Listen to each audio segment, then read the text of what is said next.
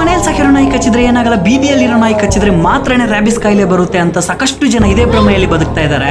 So reality ಏನು ಅನ್ನೋದ್ರ ಬಗ್ಗೆ ನಿಮ್ ಮುಂದೆ ಹೇಳ್ತಾ ಹೋಗ್ತೀನಿ. ಯಾವುದೇ ಕಾರಣಕ್ಕೂ ಈ ವಿಡಿಯೋ ಸ್ಕಿಪ್ ಮಾಡಕ್ಕೆ ಹೋಗ್ಲೇಬೇಡಿ. ಸೊ ಇಲ್ಲಿ ಕಟ್ ಮಾಡಿದ್ರೆ ನವದೆಹಲಿಯಲ್ಲಿ ಇದೇ ರೀತಿ ತಂದೆ ಮತ್ತೆ ಮಗ ಮನೆಯಲ್ಲಿ ಕುತ್ಕೊಂಡಿರ್ತಾರೆ. ಅಂದ್ರೆ ಅವ್ರ ಸ್ವಂತ ನಾಯಿನೇ ಕಚ್ಚಿರುತ್ತೆ. ಅವ್ರನ್ನ ಒಂದು ವಾರ ಆದ್ರೂ ಅವ್ರು ಹಾಸ್ಪಿಟಲ್ಗೆ ಹೋಗಿ ಟ್ರೀಟ್ಮೆಂಟ್ ಅನ್ನೋದನ್ನ ತಗೊಂಡಿರೋದಿಲ್ಲ. ಒಂದು ವಾರ ಆದ್ಮೇಲೆ ಅವ್ರಿಗೆ ಹೆಲ್ತ್ ಇಶ್ಯೂಸ್ ಬಂದು ಇಮಿಡಿಯೇಟ್ಲಿ ಹಾಸ್ಪಿಟಲ್ಗೆ ಹೋದ್ರೆ ಅಲ್ಲಿ ರ್ಯಾಬಿಸ್ ಅಂತ ಹೇಳ್ತಾರೆ ಡಾಕ್ಟರ್ಸ್ ಬಂದ್ಬಿಟ್ಟು. 4 ರಿಂದ 5 ದಿನಗಳು ಟ್ರೀಟ್ಮೆಂಟ್ ತಗೊಂಡು ಫೇಲ್ಯೂರ್ ಆಗಿ ಅವರಿಬ್ಬರು ಪ್ರಾಣನೂ ಸಹ ಕಳ್ಕೊಂತಾರೆ. ಸೊ ಇಲ್ಲಿ ನಾನು ಮೆನ್ಷನ್ ಮಾಡಿ ಹೇಳ್ತಿದ್ದೀನಿ, ನಿಮ್ಮ ಮನೆಯಲ್ಲಿರುವ ಬೆಕ್ಕು ಅಥವಾ ನಾಯಿ ಅಥವಾ ಬೀದಿ ನಾಯಿ ಕಚ್ಚಿದ್ರು ಸಹ ಇಮಿಡಿಯೇಟ್ಲಿ ವಿತಿನ್ 24 ಅವರ್ಸ್ ಹಾಸ್ಪಿಟಲ್ಗೆ ಹೋಗಿ ಟ್ರೀಟ್ಮೆಂಟ್ ಅನ್ನೋದನ್ನ ಮಾಡಿಸ್ಕೊಳ್ಳಿ.